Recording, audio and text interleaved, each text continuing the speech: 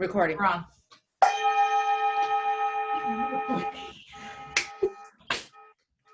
I love it. We have a special guest tonight. Who is that, Millie? Who is that? Come here. That's Harold. Introduce the man already. Come here. Come on, Harold. No, we're Behind fine. every great woman, there is a great man. I know. So See how I basically, flipped that? here, he's been so great about sharing me with the rest of the world. He supports me, and he keeps Cheers, giving me y'all. the room with a squeaky. Cheers to that. Cheers to that. Cheers to support. So if you have some support system, hold on to it, appreciate it, and just be with I'm it. just showing my support and my love to her. All right. That's so Nice. sweet. I enjoy. Mine's watching the dog and tuned into something on the TV. That's how he That sounds shows like his mine. support. He's like, go do your thing, babe. Go do your thing. Yeah. Mine too. So what were y'all talking about before I hit this record button that I was like, reel it back. I missed it because I was going to get my Friday night special drink. Kathy was, Millie was talking about energy, and then Kathy was telling about, she just went to the post office today and. Oh, yeah. Well, yeah, I've been to the post office a couple times. I try to go when there isn't anyone there. And for some reason, as soon as I get there, somebody pulls up next to me and then they'll go in. And I'm one of the part of the population that I feel like I'm at risk. You know, I've got gloves and I've got a mask and I'm just going to check the mail. And I get very angry and frustrated. And I'll usually call Lisa and just let it out. And I've discovered that it isn't actually about the post office and the people. They're going in there, no mask, no gloves, no nothing, just, you know, and I'm hostile. I'm like, I'm going to go in there and I'm just going to start coughing. You know, just, it's awful. I'm ashamed. But it's anger and it's frustration about the whole situation. So, Millie, I think that your idea is so timely. I think we need the coping skills. And I think I think we've reached the crescendo as the illnesses and the number of cases and so forth have peaked. I think we've peaked too, because I'm just right there with my lack of patience, my lack of coping skills. Mm-hmm. You know, I just came undone at the post office. Yeah. And if you could put together something, I think people need it. I think you just want to point them in that direction. That's the direction we want to go. We want to have grace, and we want to have compassion, and we want to be supportive. We don't want to be angry and frustrated. And if there's something that can connect us to that, Right. do it. Yeah. Even if it's. And that feeds into the conversation that we were having about my experience at the supermarket, just going to get a bag of rice, and we couldn't get any because everybody's panicking about the shortage of meat. So I posted on Facebook, I'm like, you guys are worrying about this, you know, this lack of meat. Well, guess what? There's going to be a shortage because you guys are just in, you know, and you're creating it. Yeah, fight or flight. And you can only sit back and think about the things that you have control over, you know? So I'm like, you know, we're already charged with this negativity because now something as simple as doing groceries to provide for our families, the paradigm has totally changed. It doesn't mean the same thing. We're going in there with anger. We're going in there with fear. We're going in there with apprehension. We're going in there with impatience because the next person doesn't know the difference between 3 feet and 4 feet. You know, it's just, it makes no sense. So I'm like, what are we doing? All of this is to sustain us externally. All the things we think we need. Yeah. What we need to look inside for, and we need to start a new shopping list. Like, what is it that we're going to shop for? You know, so it's like, I need to change, you know, I'm thinking about ways that I can change because I get anxious. I've stood in the store and I'm worried about, you know, Harold's a few feet ahead of me and he's looking, and now I'm like looking at the little, the signs on the floor and the markings, and I'm like, I'm worried, I'm a high risk. I'm like, I don't know. I've never been in this, and it's scary. But now all I can do is like search inside and say, hey, I have no control over this. All I control is how I react to it and what I bring to it, and just think about the things that I need for me to get me through it emotionally, spiritually, mentally, and like, what is it that I'm really shopping for? I'm not shopping for eggs. I'm not shopping. I need to like come up with a new shopping list of things that really can serve me. That's a metaphor. There's a show, it's called Grace Under Fire. Mm-hmm. And I love the title of that show. You know, how can we embody grace under fire? Because we all feel like we're under fire right now. And none of us I don't like how I'm behaving or reacting internally, you know, and I want to find whatever it is inside of me that sustains my grace, you know? I'm still talking to people at the grocery store, y'all. I'm the weird one saying hey through my mask. That's me. Are you doing it, Margaret? Because I'm acting like there's nothing different. Like this is normal stuff. Yeah, I don't have any anxiety at all when I go to the supermarket. I'm not saying that later on I'm not going to, but right now I really don't. I just follow the rules, but I do say hi, and I speak to people. Me too. I'm not gonna let this change me. I refuse to let it change me, and in a negative way. I'm not going to do that. Yeah. How they react is their business. You can only control how you react and how you protect yourself, and as long as you know you're following the rules. Yeah, there's always going to be somebody who's going to be a rule breaker. Yeah. I found that most people are comforted by it though, and like you get what you're putting out there. So if you're anxious and fearful, the people that are anxious and fearful, they're going to be closer to you. Like you're going to attract them. That law of attraction. Yeah, that law of attraction is serious. You guys know that if you keep thinking about something, you're going to manifest that.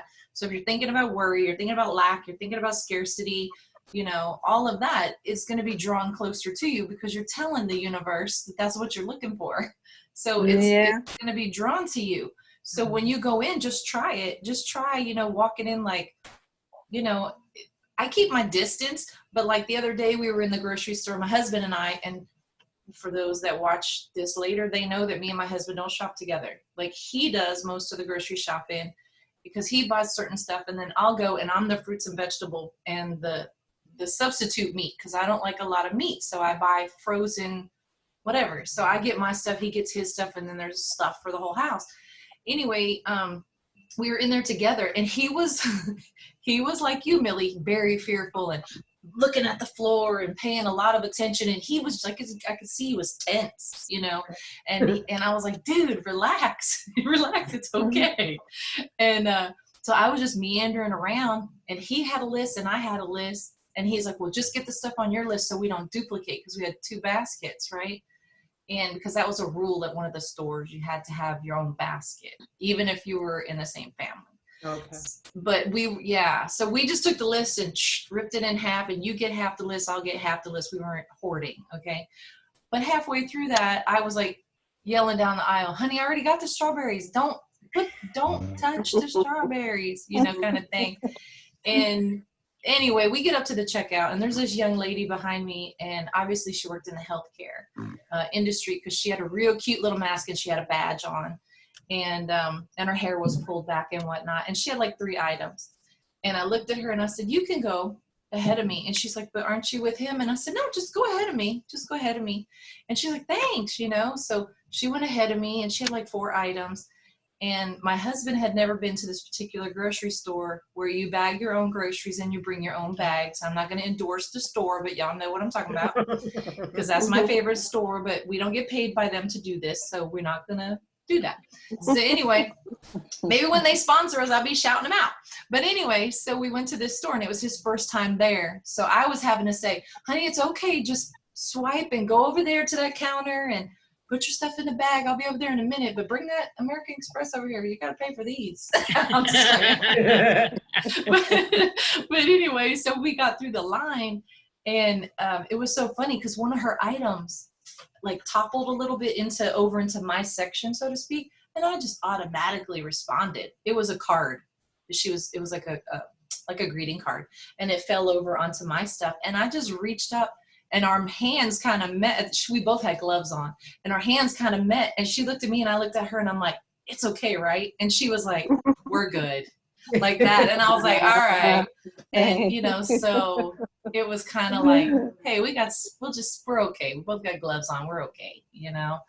And so, yeah, it is a weird experience, though. It is, because you really have to, I just refuse to be different. I just refuse not to be me. I just, yeah. I feel the same way. I don't know. Do what? I don't do I said, angry very well. they- I don't. Well, Kathy, I- you're by yourself though too. You're by yourself in your quarantine, self-quarantine.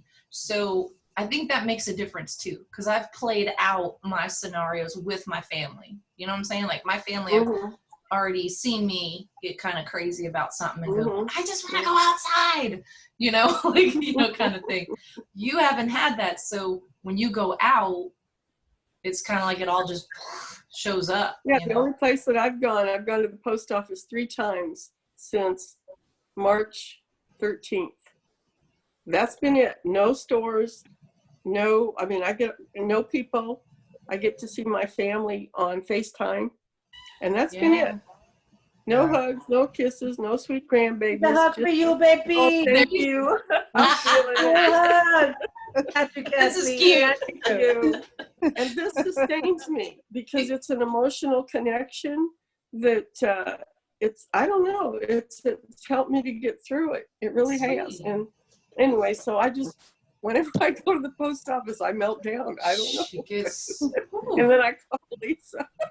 Kathy, do you amazing. have any animals at all? I have a cat that doesn't really want anything to do with me.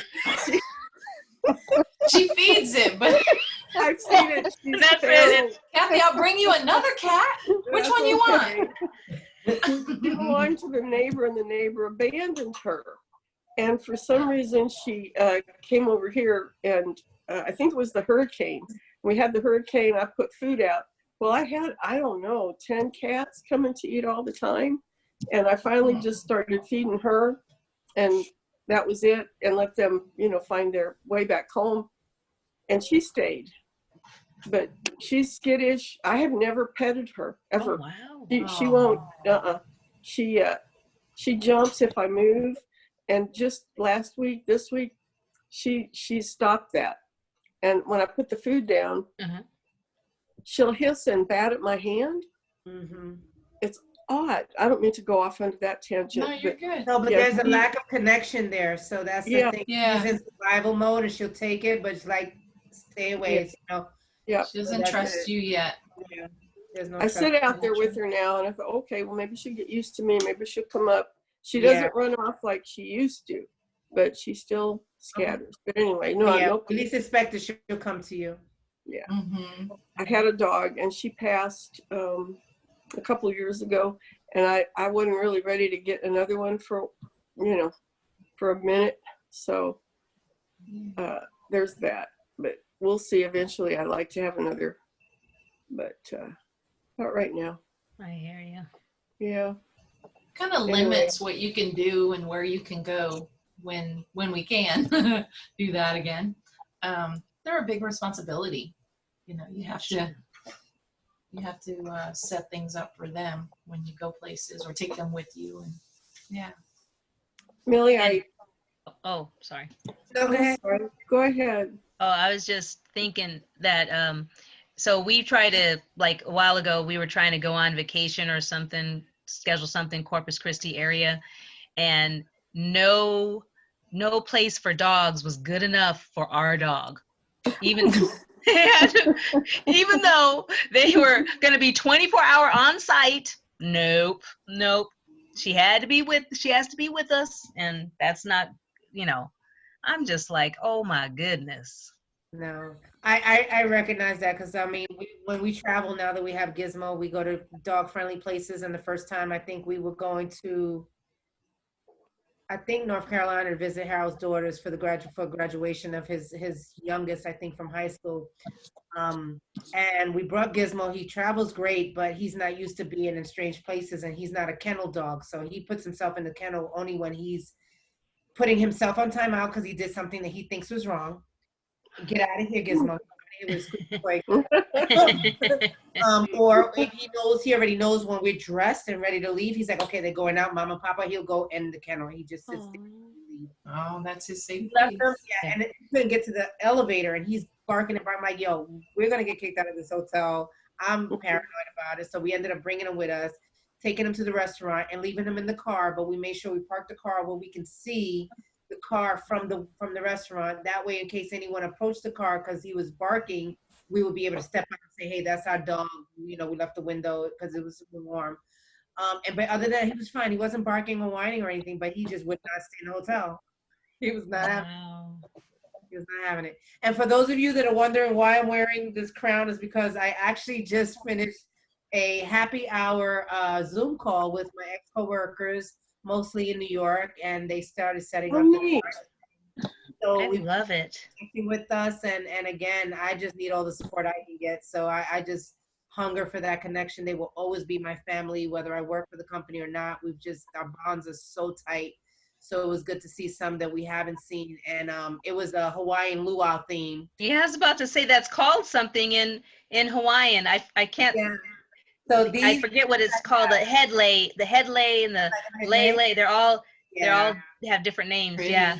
So I had this crown. I have two of them made by my dear friend Gina Hamarillo from Happy Chick, and she does the Happy Chick designs, and she created these for me so that I can use when I'm trying to while I'm painting as part of my practice with graduate, just to step into that persona of guide and creative alchemist and stuff like that.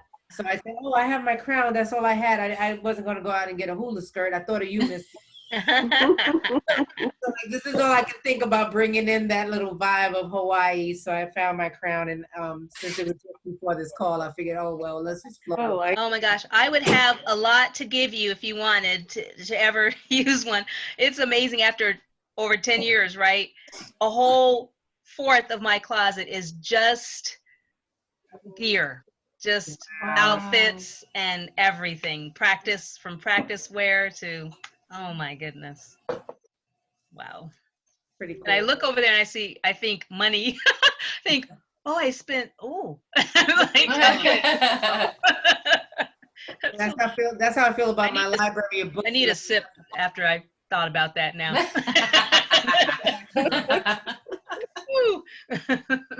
I know. When I think about the money I've invested in like art books and things like that when I'm starting, and different techniques and following people, I'm like, I showed Margaret my closet, and it is just, I have about 20 years worth of books in there that I've collected. And if I made one project from every book, I'd have such a collection of like just artwork. But I have what you call, the shiny thing syndrome, where everything looks it is like, what do I do with it now?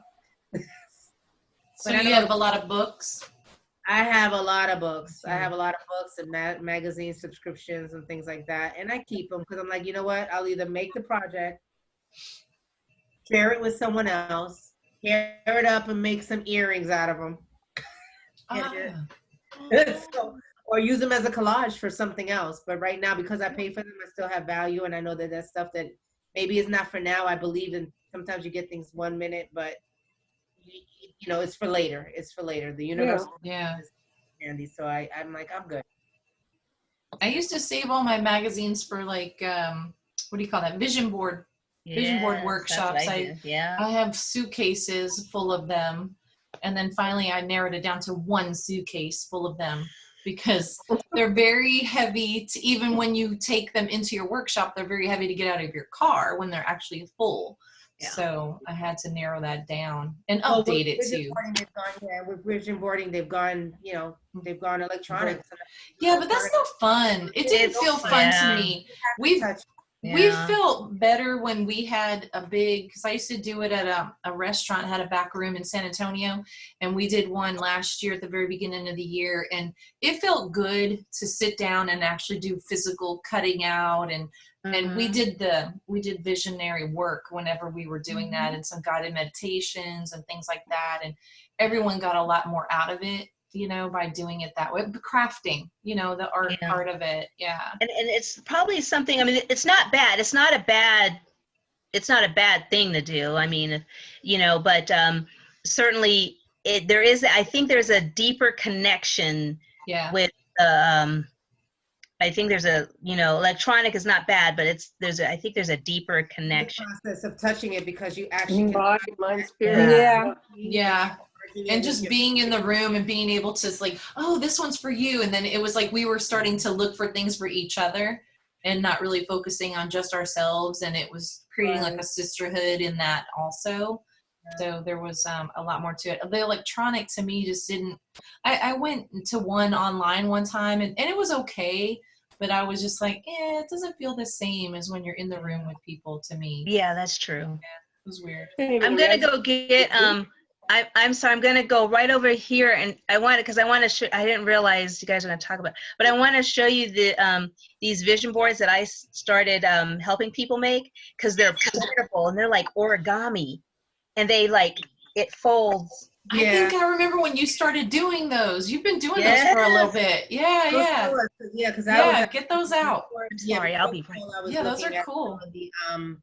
One of my my sister teachers in our community, she teaches a lot. Most of her workshops is a lot to do with collaging, and it's really good to use it as an oracle. And she has several exercises, and I at them again today because, like I said, something I'm searching for. So I just needed to figure out what avenue, and the collaging was really a good way to sort of just chase images and then see what comes to you and see what the message is. So it's really great. What you got for us, Miss?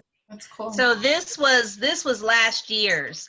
So basically looks like this, but it pulls out. Oh, neat. Oh, neat. Oh. Oh, I like that. Isn't that cool? Yeah. And then it has a backside. Uh-huh. But it just folds into one another.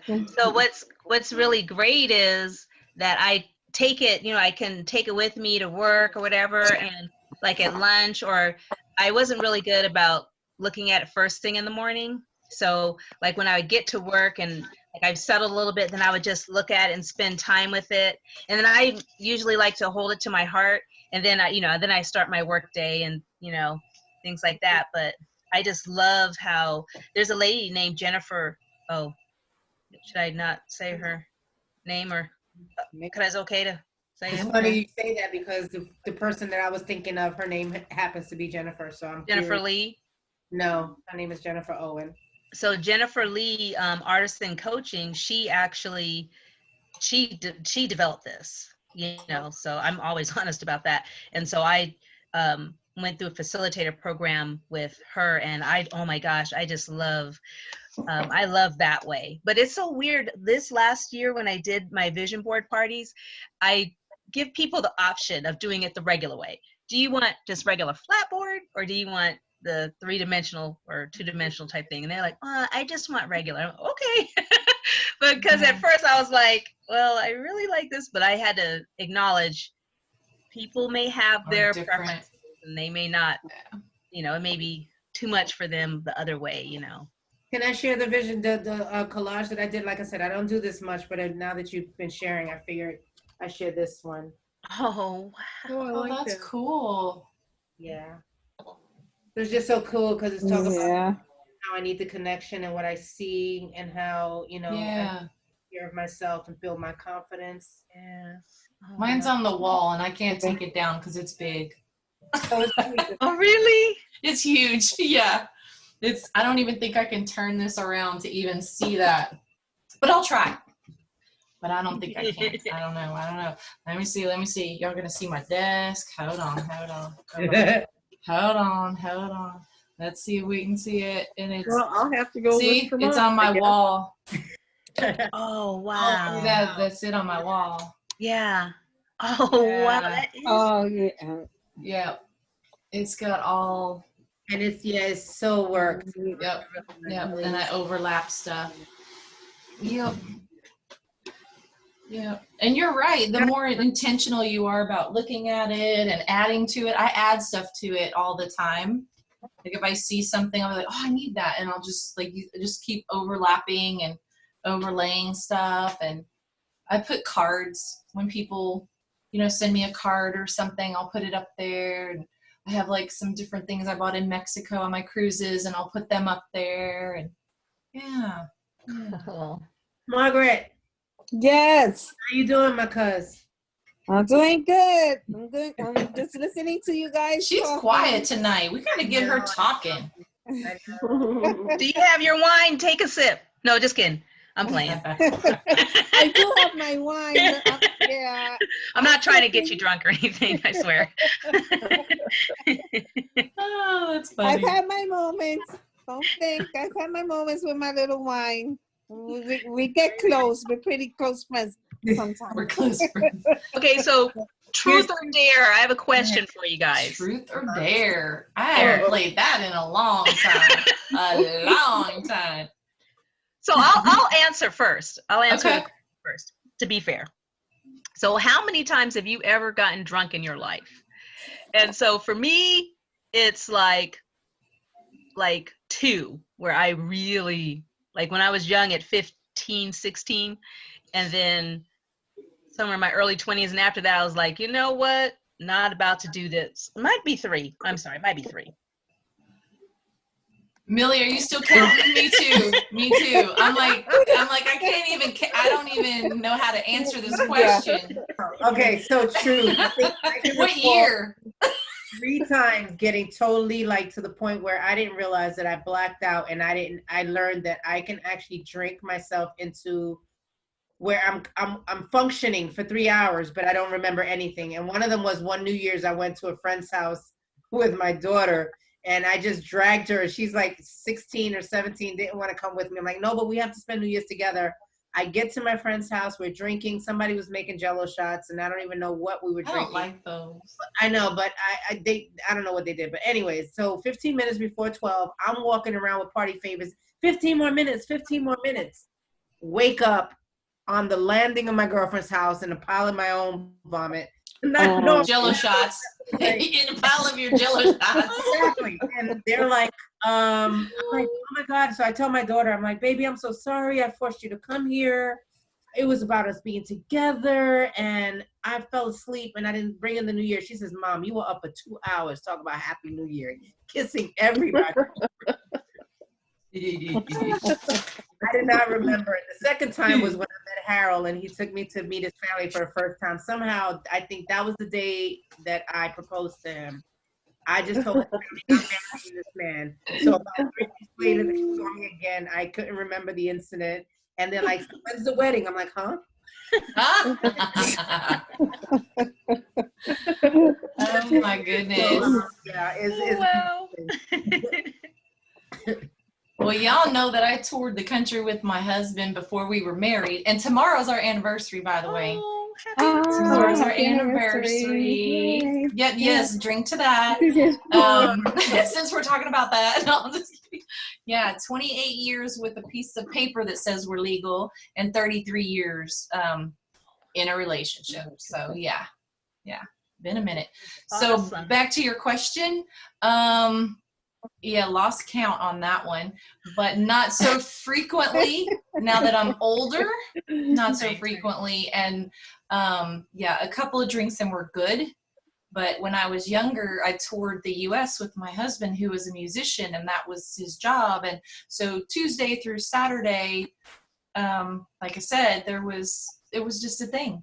It's what we do. We were in bars every night. So, and yeah, so that's what we did, and we danced, and we were fun, and we had a group of girls, and you know, we did our thing.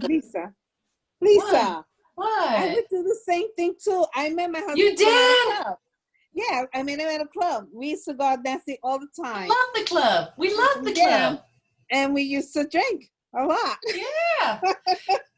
I was like, I would like dress like Madonna. Like I had like the whole, it was the 80s, you know, I had the shirt, the ripped stuff and the lace. And I loved my, the boots with the sparkles all over them that you know, I had all that.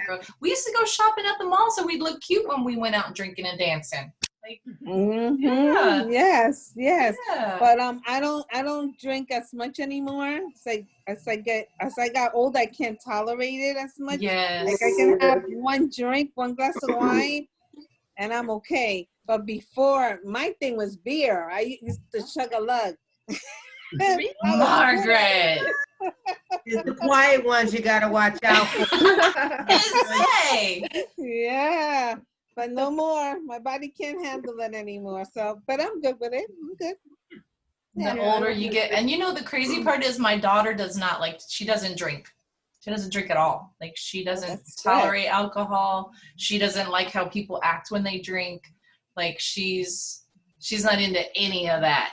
She's just My like, son yeah, is the whatever. same way. My son's the exact same way. He's 24. And it's like, I have wine, like if I happen to have it, I might have it nightly, but I can do it without it or whatever. But he calls me a wino. And I'm like, son, I am not, you know, 'cause- That's not. yeah, my son calls me that. I'm just like, really? You know, and 'cause he believes in no drinking at all. But I have gotten him to have some shots of sake with me. Oh, It's wow. like the strong. That's what I got drunk on when I was 15. Sake is strong. I've had it. The first time Tom took me out, our first date was Benihana's in Houston. And we had sake, and I didn't know it. I was feeling really bad. I almost didn't go. Wasn't really into the date because I wasn't feeling good. And I went to the doctor. After that, I had strep throat. And I was like, well, no wonder I didn't feel good. But I just thought I was tired, you know, because it had been a long weekend and whatever. But yeah, and he took me to Benihana's in Houston, and we had sake, and on top of strep throat and fever, that wasn't really a good idea. No, that sounds awful. Yeah. Go on. But it did make my throat feel better temporarily. Because I didn't feel it. Feel no pain. Right. I was at my daughter's house one time, and I was drinking, and I didn't realize that I was drunk. I was feeling good, and I have to laugh because I think so cute. my daughter tells me, "Ma, go to sleep." She sent me to the room to sleep, and I'm like, "But why?" She's like, "Ma, you're drunk. Go to sleep." I'm like, "I'm feeling good," but they're telling me I'm drunk, so yeah, I had to go to sleep. I love listening to y'all tell stories because when you say ma, that's like the New York thing. Yeah. And when I'm talking, I call my mom, mom, you know, when I'm trying to get, and everybody around here is like, what is she saying? Yeah. Like, Mom, what are you doing? It's different. Okay, well, three times. The first time I ever drank, oh my God, cherry vodka at a slumber party that I had at my house, and we snuck it in. That was miserable, just miserable. And twice since then, and one was a combination of things that I wasn't ready for. But now I can half a glass of wine, and I'm feeling it. I have no tolerance at all. That's true. Yeah. I've gone to Margarita Monday with her, and the glass is like this big. And this is fresh pineapple by I just juiced this, seriously, y'all. Oh, wow. So that's what took me a minute. But her glass will be this big, and they're $1.99 or something at the Mexican restaurant, and we'll get back to that. They lift that whatever. And I'm like, here, Kathy, I'll get you another one. They're only $1.09. I'm good. I'll be embarrassing myself if I have any more than that. She's so cute, though. She just gets all philosophical. She's so cute. Yeah, I start talking It's all over, Kathy. I'm coming to see you so we can have one of them conversations. Yes, all y'all need to come to the Airbnb. And then we need to pack up in the fall whenever this gets done with all this craziness. And we need to go to New York. Maybe next year to New York, and I would love to go there. I think and don't forget Sedona. Yeah. Sedona too. Yes. So we're actually gonna have to figure out an itinerary. Hey, you know what might be interesting is to like if we tour. Yes. We could do a reach tour. Yeah, actually, and where people are live, you know, with us and asking questions, or we could have a panel and a little fireside chats and vision boards, all of that. A destination retreat. I think we need a destination retreat. You know that I'm doing a collective consciousness cruise the minute they lift this ban. You know I am. You know I'm doing it. Yeah. Sedona's supposed to have really good energy, and we're all becoming more and more sensitive. So that might be. I don't know. Been there. I've never been there. Stuff good. energy too. Who's been to I think New Sedona? Mexico is I just haven't. Have you? Have you know? Almost. been once. I got in the car. I That's didn't. as far as I got. I remember I that went story. to Ruidosa. I loved Ruidosa. That was nice. I like that because my mom wanted to go. It was a bucket list thing. The alien place, Roswell. She wanted to go Yeah, to Roswell. Yeah. No offense, but that was cheesy. I was like way beyond cheesy. But she can check it off her list. We could check it off the list. It was fun. We rode around with a stuffed alien that we found at a resale shop like 10 miles before we got to Ruidosa. And it was this big, he's neon green, and I put sunglasses on him, and I put him in the passenger side, and I got in the back seat. And so we rolled up into Roswell, and I took pictures of my mom. That was her bucket list thing, so we had to make it. Yeah. Oh, Oh, how cute. Yeah. yeah. But then I asked everybody, because it took 10 minutes, literally. Like, literally, if you've ever gone there, don't give it too much time. Yeah. It's 10 minutes, you're done. And you go through the gift shop, you buy your little sticker for your car, and you're pretty much done. So there was a resale shop, and, my mom, she's all about the resale. So we went there, and I'm like, hey, it was like, I don't know, about 4 o'clock in the afternoon. And so we still had some road time. The sun didn't set till probably, time change or whatever. And I said, where can we go to have some fun? This is like, we thought this was going to be a little different. And the girl in the resale shop goes, keep going to Ruidosa. You'll love Ruidosa. Go to Ruidosa. So we went to Ruidosa, and we had a blast. And we had bears. We had bears in the parking lot of the Airbnb place we stayed at. Real bears? Real bears. Big bears. Whoa. Digging in the dumpsters and climbing on people's cars. And Whoa. we were on the 3rd level of this cabin place that we found, and thank goodness it had 3 levels. And I heard something rooting outside. You could hear it going bang, bang. It was a metal dumpster. And I was like, who the heck is banging on that thing? And I walked outside, and I didn't see anything. But it was open. The flap was like open. And I'm like, what the heck is, and then you saw it, it went like this, and it raised up out of the dumpster. Oh my gosh. It had a thing of cake mix, because this was kind of like one of those, timeshares. It was a timeshare. And so we were intrigued, and I said, oh my God, Mom, there's actually like a real Yogi the Bear. Like, there's a bear in there. And, I guess this is common, there. And it was in the spring. It was in June. So, and my mom looked at me, she's like, well, if there's a mama bear, then there's baby bears, and this is springtime. They're waking up, they're hungry. So we left the bears alone, and we just sat on the porch watching them from our little deck.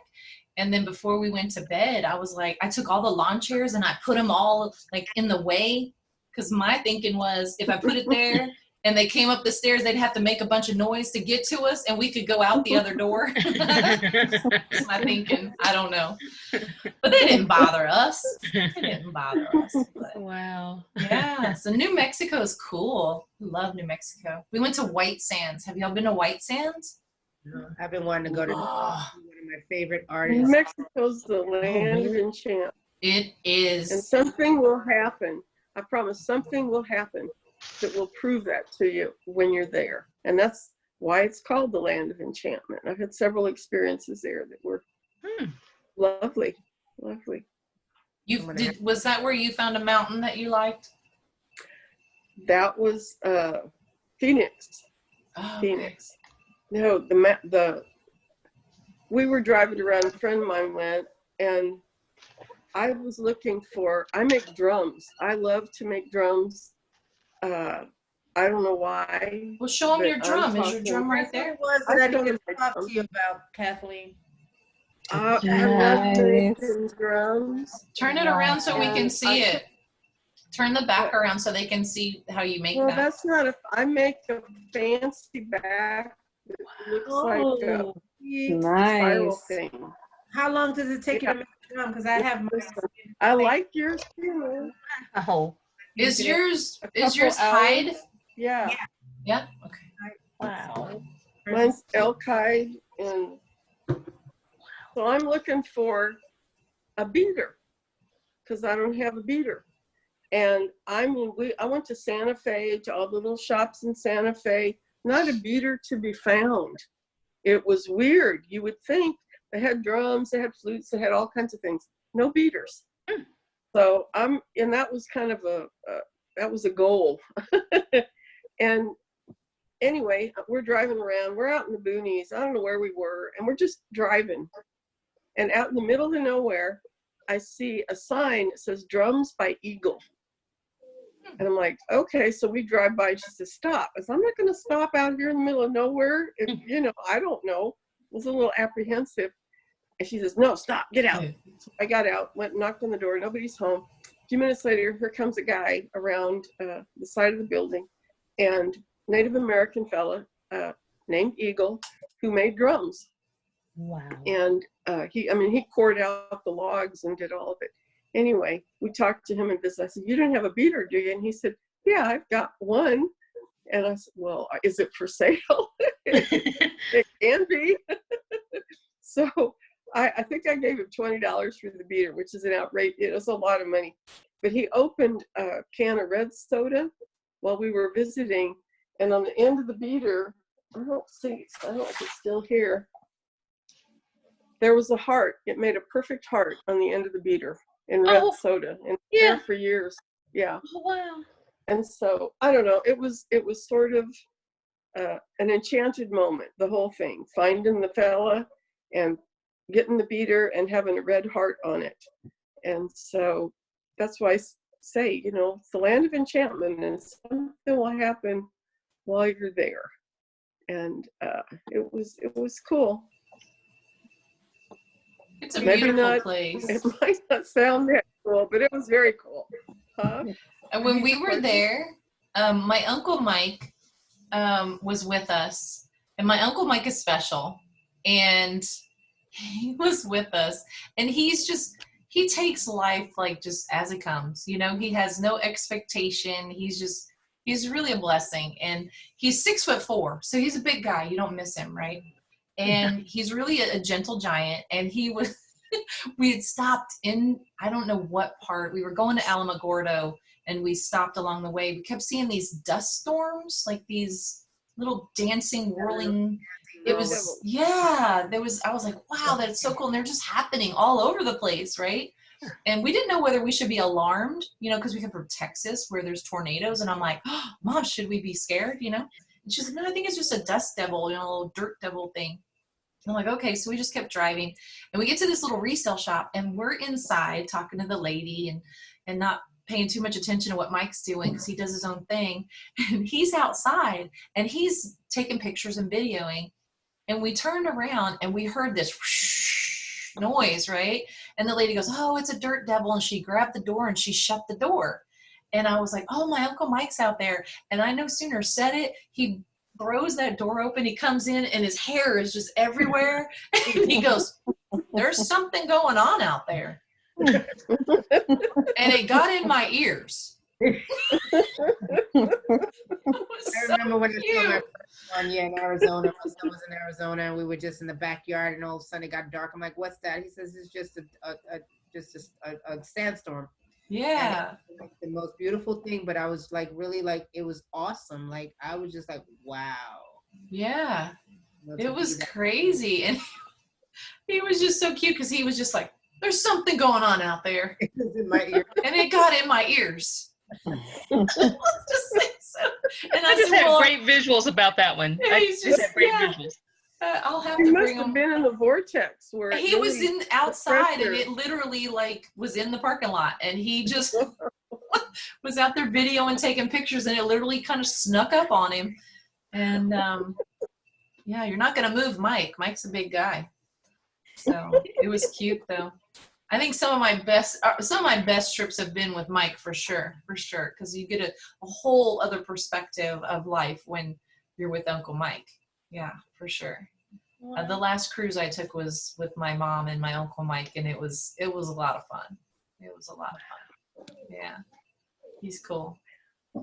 Hey, Millie, were you telling us about your favorite artist in New Mexico or something? No, I was just saying that I've been meaning to go because one of my favorite teachers, she was planning a retreat in New Mexico, and now that I'm in Texas, I'm like, oh, it would be so great to go, but I had started working, so I'm like, and these are the things that I sort of just resent about having a job. It's like as things come up and the opportunity, I just want to go. Like if I had all the money in the world, you know, or just enough to sustain me where I don't need for anything material, I would just want to go traveling and just being in different places through my art and stuff like that. But I wanted to go so badly and I couldn't make it. Yeah, Santa Fe's got a huge art community, and so does Phoenix, actually. Oh, And, yeah, Phoenix does, yeah. Yeah, I mean, high end. High Tempe and some of those areas, right? I don't know. I've only been to Phoenix and Santa Fe. And Santa Fe, it's sort of a cluster of all kinds of galleries. And I think it, you know, they sell, it's probably known for Yeah, that. high end. So a lot of people that collect want to go there.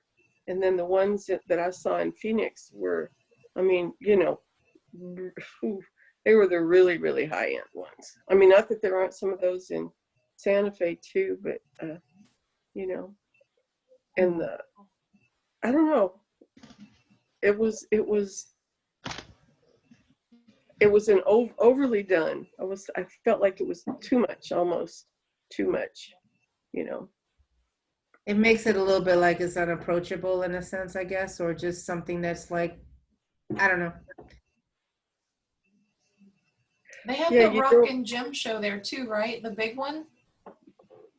Is that where they have? In Tucson. Is it Tucson or Phoenix? Oh yeah. My daughter pulled up and she's like, guess where I am? I'm a rock hound. I love crystals and gems and rocks and all of that. And she had gone to that's an international show, and they've got, you know, anything that you could want there. You know, she's not into them, but she did go. Yeah. That's what it's about when you keep someone in your mind, like even though it's not your thing, you so-called connect through that because it's your essence and you can appreciate them.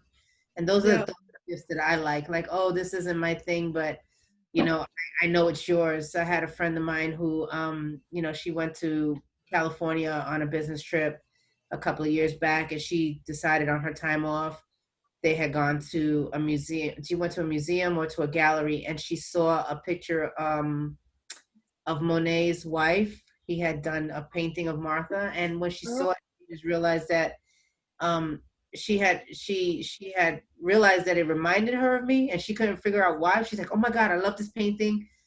You know, this is something Millie would paint. She brings me this postcard, right? A print. And she's like, I don't know, I saw it and I just thought of you. And I'm like, and I don't know why. And I'm like, I know why. She said, don't you remember? I said, I had done the same painting. I had done a study of that same painting. Oh my. As a color study. And when I showed it to her, she said, wow. But now, you know, I had given my original painting to another artist that had hosted me in at his office as part of the local art walk. It was my first art walk, and he had given me his whole front office to his law office. He was a photographer. So as an office, I gave him that painting because he appreciated it so much.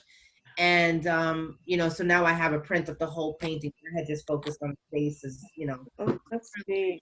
I'm like, but she was thinking about it, like she saw it and she couldn't understand why it connected her to me. And then I realized, I'm like, that's because I had done that study of that precise painting. Wow. Synchronicity. Yeah. I love it. Synchronicity. It happens. Yeah, and a lot of us don't see it because we're not walking around actually like paying attention. And again, going back to our original, you know, dialogue about us just acting out of fear and, you know, self-preservation and all of that. And a lot of that we can control, you know, we don't have to, we can choose not to live in fear. Yes, we can be cautious. Yes, we can take care of ourselves because we have to, it's our human aspect. However, there's, you know, we still can control the energy that we allow to consume us. We can control the energy that we project onto others, and just be aware of those signs and seeing and listening from within. A lot of times we walk around in a fog like zombies and just following what everybody else is doing instead of actually coming back to ourselves and realizing that we're the only ones. We're responsible for ourselves. We're not responsible for how others project or what they, their issues. So when we run into someone in the supermarket because they're just upset and they're just not paying attention to the rules, that's just them dealing with their stress and their Yeah. and That is. all of us don't work on the same frequency. How you handle stress is different than I do, and how Misty would. But it's just constantly trying to come back to that center of, okay, I'm going, what is it that I can control? I call it shadow work because the collective shadow is up right now. You process your own shadow, like my fear or my stress or whatever, but it comes up so that it can be resolved. If you keep suppressing it, there's no resolution, and it'll come out in acts of violence or in other ways. Yeah. And the whole collective shadow is up right now for us to process. So all of our anger, all of our fear collectively. And I'm fascinated with it. I really am. I'm looking at it like it's transformational, because that's how you move through something, a problem, not by avoiding it. You have to dive headlong into it. Yeah. Right? And so our shadow's up, and our fear, is overwhelming, and fear of death is a very primal fear. And that's one of the things that has been triggered, and then you process it, and you start to examine your beliefs, death is how do I feel about death? And what do I think about the afterlife? And do I believe in God? I mean, you get into some deep water with it, and you have to answer those questions. And it starts at the post office. Wow. That metaphor of getting into deep water, and that brings me back to I had with Margaret, where one of the cards was the Knight of Vessels, and basically it's just an image of a knight stepping into the pool of water, and the pool of water is representative of our consciousness. When we're doing the work of searching inside, sometimes we get misinterpreted being totally awake and being conscious as having to go into the deep end. Sometimes we go too deep and that armor just weighs us down, or we're so busy trying to get there that we don't see the messages in the shallows. So we have to go there, but just deep enough to stand in it, to observe it, to recognize it, and also become aware of what the signs are in our environment. And that's back to that same thing of, we just go here. We have our blinders on. We're not looking around us, in that same light. And there are messages that, that are there for us, and how we can, we just have to have that conversation. The shadow is great. It's there is a part of our discernment process, but it's not to shut us down. It's there to protect us or to help us reevaluate where we are and say, hey, do you know where you're at? To help us recenter ourselves, what our next step is going to be. Perfect. I like the pool metaphor, because you're not in the deep end. You're still got your feet on, where you can stand in it. And I go outside if I need to get grounded, because I start to feel overwhelmed by so much. And if I go outside and walk around, I get grounded. I can find that in nature. And, I think Misty, I think you find that in movement. Would you say that? Totally. I think you're right. Yeah, I'm sorry. I just didn't want to interrupt you. I think you're totally right. Yeah. I mean, I watched your TikTok videos. Oh my gosh, I love her TikTok videos. You enjoy your body and your physicality, and I can tell that grounds you, because you've also got a part of your nature that's very introspective and very awake and aware, so it's got to get balanced somewhere. And I feel like to me, it's like my daughter is like, Mom, I love your TikToks because you make us laugh. And I'm I'm like, okay, that's fine. I'm like totally comfortable with myself. So I'm like, whatever. But a part of it to me is really actually, I'm trying to also model stress reduction in some ways too as well. That, you know what, I mean, so part of it is just, I think, just having fun, just, doing things. And I think movement is very, I think it's very, very powerful. They're giving me my 2-minute warning for patio musical experience. Well, before you go, let's do that movement thing. How about everybody stand up? Oh, What is she doing? How about if I just, let me see. I was gonna say I'll do it from here. Okay, it's turning into a totally different show now. Take it out. Get rid of all that nasty stuff. I was just doing hula. I was just doing a little hula. And you said you do Tai Chi too. I did some of that. I love that. I found that just wonderful. Oh my gosh. Kathy, I was so inspired. I used to teach Tai Chi when I moved here to Texas in Mineral Wells. I used to teach it. And then I came up with a program I call Empowerment Tai Chi. And so I actually speak words of affirmation. I teach people Tai Chi. And then I speak words of affirmation to them while they're practicing. And so wonderful. Have you got a video?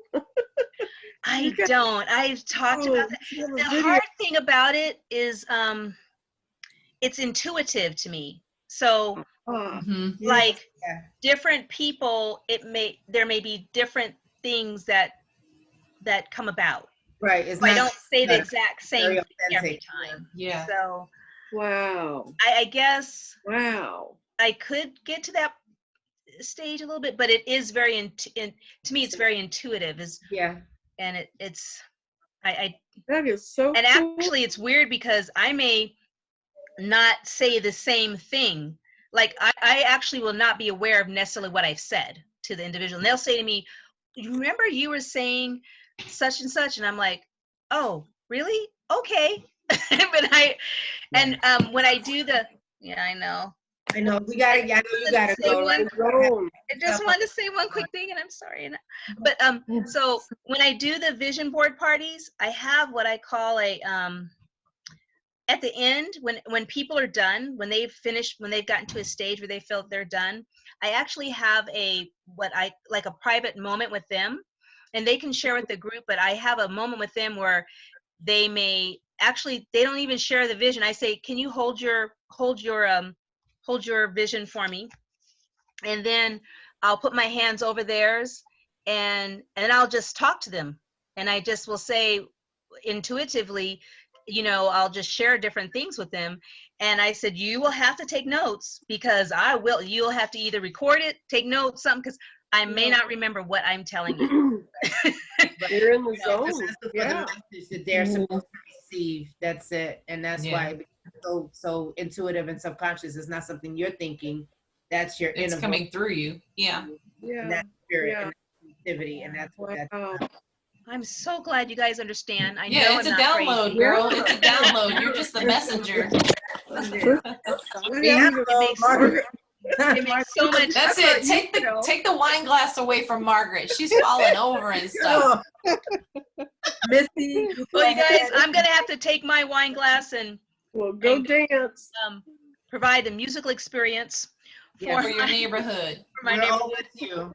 Nice. Good night. We'll see you later. Okay. Good night.